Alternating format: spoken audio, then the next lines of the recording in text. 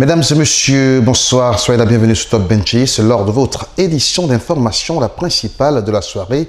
Bon confort d'écoute à tous. En ouverture de notre journal fait divers, la police judiciaire antenne Port-Gentil vient de mettre la main sur plusieurs jeunes délinquants accusés de vol.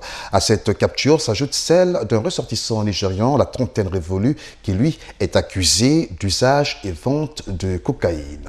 On les écoute au micro de nos reporters. Je n'ai rien fait, je ne suis pas un voleur. Hein? Je suis main blanche. C'est que je suis main blanche. Ils sont venus à la maison, ils ont trouvé un petit pot sur les. Comment ça s'appelle ça là? Étagère. Non, sur le plafond. Hein? Bon, moi je n'ai pas rien dit en un mot. Arrivé à la police, on dit que ça là, on s'est trouvé chez toi, tu fais quoi avec ça? J'ai dit que je n'ai pas rien dit parce que je n'ai pas dit que ce n'est pas pour mon coma. Mettre sur, dans les papiers, quand on va aller au tribunal, on va s'exprimer. Tu vois non? Main blanche. Donc, c'est pas toi qui as mis ça au plafond? Papa de maman Nodé, je ne connais rien. Mais c'était quand même chez toi? C'est sur le plafond. Ils ont trouvé ça? Oui. De chez toi? Non, une autre maison là à côté. D'accord. Donc toi tu ne reconnais pas ça? Main blanche. Main blanche. Tu ne prends pas ça? Main blanche. La première fois, non pas deuxième fois, rien. Donc ça me surprend que non, on m'a mis au tribunal. Pour quelque chose que non, je ne sais pas si je m'embrouillais même. J'ai mon enfant là-bas qui a un problème. Ça vient à la maison. Et tout d'un coup, ils ont passé par le plafond. Dans notre maison, ils ont trouvé un flacon qui a un caillou dedans. Hein? Voilà. On m'a demandé c'est pour qui? C'est que c'est pas pour moi. Mais tout d'un coup, on a dit la vérité. Donc, on te laisse. Mettez ça à mon nom. Mais si vous écoutez, on va se négocier. Mais à la fin, je vois que non. On est déjà comme on m'a donné une blanche. Et c'est blanche. On m'a attrapé pour nécessité d'enquête. Quand je suis arrivé ici, nécessité d'enquête. Pendant mon interrogatoire, j'ai cité certains vols que j'ai eu à faire. À la petite école, j'ai volé l'écran placement. L'écran placement, c'est ce que je ne sais pas. J'ai vendu, on n'a pas attrapé le restaurant. Ici, là, pour voir là-bas. Monsieur le président. Parlons à présent des activités du Parti pour le développement et la solidarité sociale qui a vu les membres du bureau national de cette formation politique être dans le chef-lieu de la province du Moyen-Ogooué pour installer les nouveaux responsables des coordinations de la province, mais également de la commune du Vieux-Blanc. Les bâtisseurs, en tête desquels le vice-président Ange Safou Atiama, ont également, au nom du président de leur formation politique, remis des kits au bénéfice des enfants de cette commune. On regarde tout ça dans cet élément de notre rédaction. La ville du Vieux-Blanc Lombardini a constitué la seconde étape de la mission de la délégation du PDS, conduite par le vice-président Ange Safou Atiama dimanche dernier. Les émissaires du bâtisseur en chef, M. Séraphin Dao, s'y sont rendus pour installer les nouveaux responsables locaux du parti et remettre également des kits scolaires à près de 200 enfants nécessiteux. Après un accueil chaleureux qui leur a été réservé, le secrétaire général adjoint a édifié les militants et sympathisants du PDS sur l'actuelle démarche du parti et les objectifs visés. L'heure aujourd'hui est à la réconciliation des cœurs. L'heure aujourd'hui est au resserrement de nos liens. L'heure aujourd'hui est au travail. Il faut que nous puissions redémarrer nos activités maintenant pour montrer à l'opinion publique nationale et internationale que le PDS vit, le PDS existe et que le PDS a encore de beaux jours devant lui. S'en est suivi l'installation du coordonnateur provincial et ceux des structures intégrées de la province par le vice-président. Au nom du président national du Parti pour le développement et la solidarité sociale, en abrégé PDS, je vous installe dans vos fonctions de coordonnateur provincial du Moyen-Ogooué.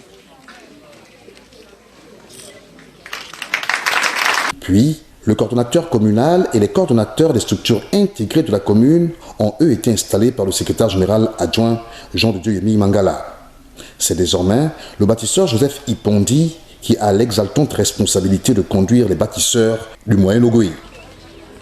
Nos messagers auprès de ce grand homme de ce grand bâtisseur, Maître Ndao, président fondateur de notre parti, pour lui exprimer notre attachement indéfectible aux idéaux du parti, mais aussi à la vision qu'il impulse au parti et partant même au niveau de la République gabonaise.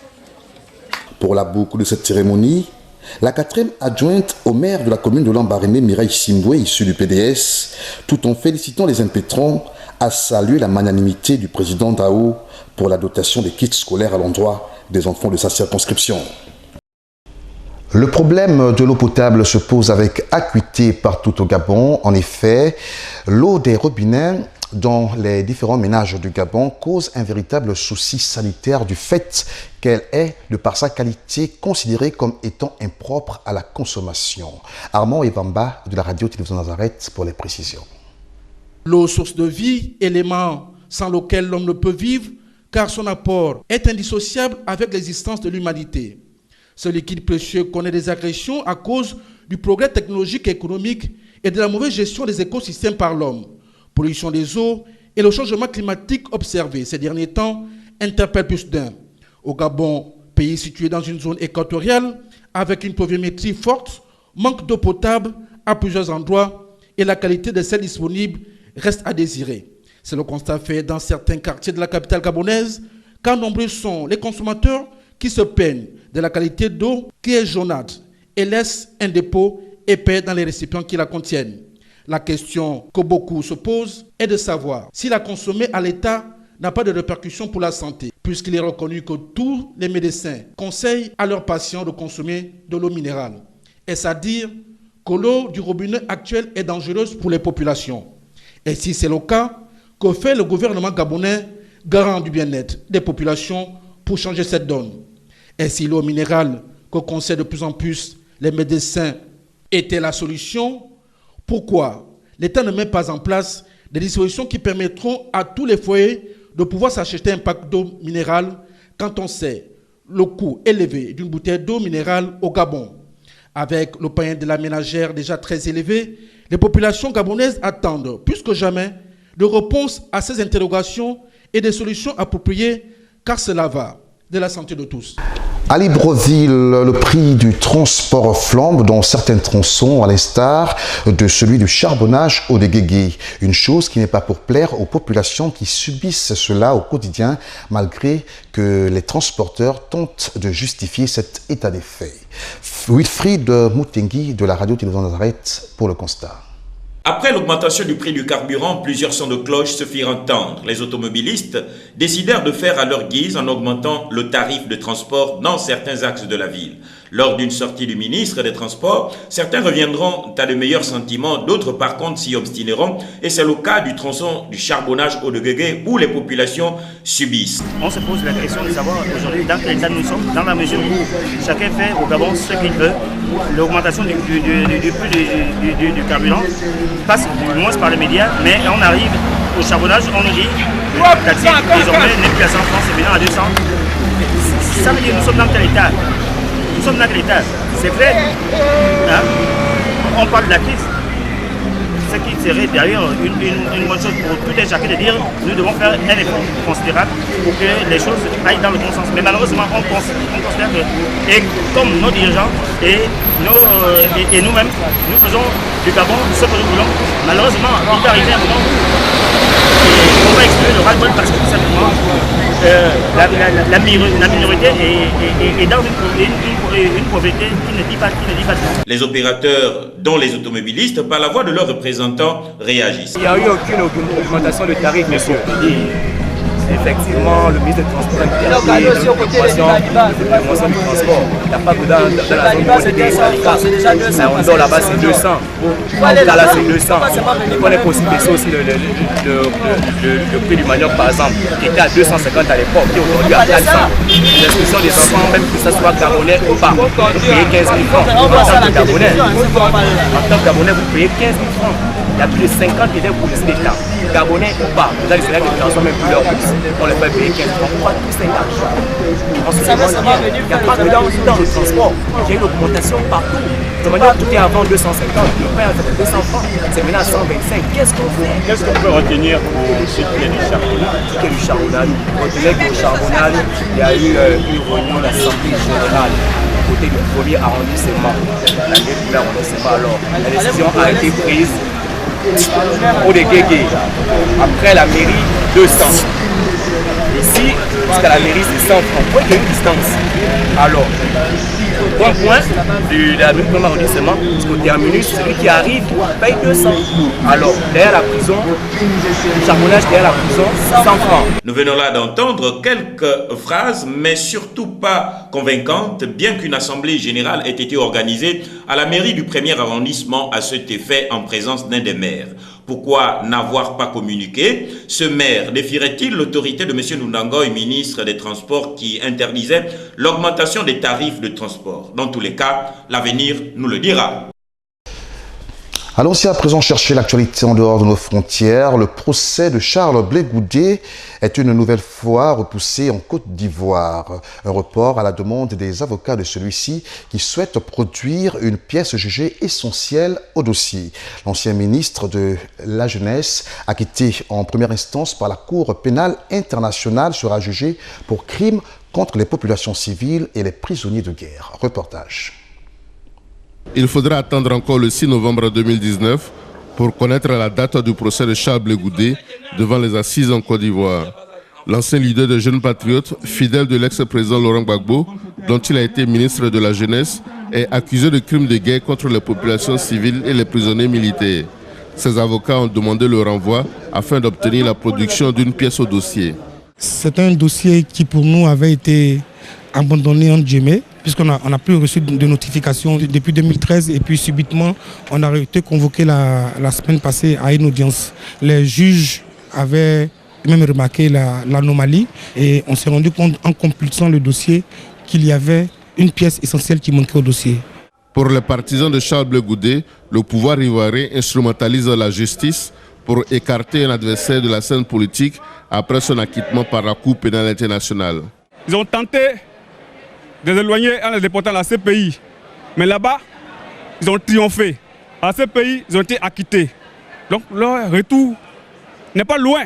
En rappel, la justice ivoirienne a confirmé en appel le 29 octobre 2019 la condamnation en 2018 de l'ex-président Laurent Gbagbo à 20 ans de prison et 329 milliards de francs CFA d'amende pour braquage de l'Agence nationale de la Banque centrale des États de l'Afrique de l'Ouest pendant la crise post-électorale de 2010-2011.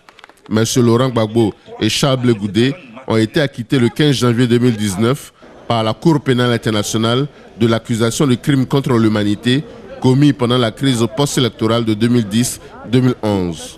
Le Soudan du Sud mise gros sur son pétrole. Les autorités envisagent ouvrir ce marché. 14 blocs d'exploration pétrolière seront mis aux enchères. Une ouverture qui devrait permettre la reprise des travaux d'exploration qui sont quasiment au point mort depuis le début de la guerre civile en 2013. Reportage. Le Soudan du Sud veut valoriser ses réserves pétrolières. Dans un communiqué rendu public, le pays a révélé qu'il compte mettre aux enchères 14 blocs d'exploration de son pétrole pour pouvoir relancer le secteur. Un cycle de licence est d'ores et déjà en cours de préparation pour mettre en œuvre ce projet. Ça apportera forcément un bonus en termes de revenus, mais la question est celle de savoir si finalement ces revenus-là, utilisés même pour les projets de développement, ont la légitimité dans le cadre d'un contexte politique illégitime. On ne peut pas espérer que le pétrole à lui seul apporte de la richesse au Soudan du Sud. Il faudrait qu'on pousse le processus de démocratisation, le processus de développement social. Les travaux d'exploration sont quasiment au point mort depuis le début de la guerre civile au Soudan du Sud. Les réserves qui seront découvertes devraient permettre au gouvernement de planifier un boom pétrolier dont les retombées seront positives pour l'économie. Je pense qu'en même temps qu'on doit pousser pour parvenir à des accords de paix, en même temps on doit pousser pour arriver à un stade où le pays a très peu besoin de ressources extérieures et peut se prendre en charge lui-même, tout en espérant que les deux ambitions vont se croiser à un moment et permettre un développement harmonieux pour les populations du Soudan du Sud. Le gouvernement sud-soudanais a besoin de 3 milliards de dollars d'investissement dans le secteur pour relancer l'économie nationale. D'ici la fin de l'année 2019, le Soudan du Sud compte multiplier par 3 sa production de pétrole qui est actuellement de 350 000 barils par jour pour la faire passer à 1 million de barils par jour. Refermons cette édition d'information, mesdames et messieurs, rendons-nous au Zimbabwe où les autorités veulent sanctionner les actes de vandalisme sur les installations électriques qui sont hautement préjudiciables pour l'économie de ce pays. La proposition de loi soumise au Parlement prévoit une peine allant jusqu'à 30 ans de prison pour les personnes incriminées. Les détails dans cet élément d'Africa 24. 30 ans, c'est la peine que pourrait risquer toute personne au Zimbabwe s'adonnant à des actes de vandalisme sur les installations électriques. Selon l'entreprise nationale de distribution de l'électricité, les attaques sur les transformateurs génèrent plus de 40 millions de dollars de pertes, alors que le déficit national en énergie estimé à 2100 MW oblige le Zimbabwe à importer par mois jusqu'à 14 millions de dollars d'électricité. J'ai fait une proposition au gouvernement qui la transmettra au Parlement. Nous avons besoin d'une législation permettant de condamner ceux qui endommagent et qui volent les infrastructures de la ZESA à 30 ans de prison. Principalement affecté, le ministère de l'Énergie espère à travers cette mesure venir à bout de cette situation handicapante. Les actes de sabotage mettent en péril les efforts pour sortir le Zimbabwe de l'obscurité. Moins de 40% de la population est raccordée au réseau électrique national. À mon sens, c'est la deuxième phase. Une première phase a eu lieu. On a prévenu les gens. Le code civil est là pour ça. Vous savez très bien que dans un environnement où les gens ne sont pas très éduqués, il y a ce que nous appelons souvent la théorie des 2 P. C'est-à-dire quand vous ne touchez pas à la poche, il faut toucher à la peau. Même les défenseurs des droits de l'homme, dans l'obscurité, ils n'auraient rien à dire. Sans électricité, tout est à l'arrêt. En zone rurale, les défis sont plus énormes car près de 80% de personnes sont encore plongées dans le noir. 42,5 millions de dollars sont nécessaires selon l'exécutif pour mettre fin au délestage. Nous sommes arrivés au terme de ce journal que j'ai eu le plaisir de vous présenter. Il a réalisé de main de maître Castro Tuboso. Veuillez recevoir les remerciements de l'ensemble de la rédaction qu'il a préparée. Restez câblés en compagnie de nos programmes. À demain.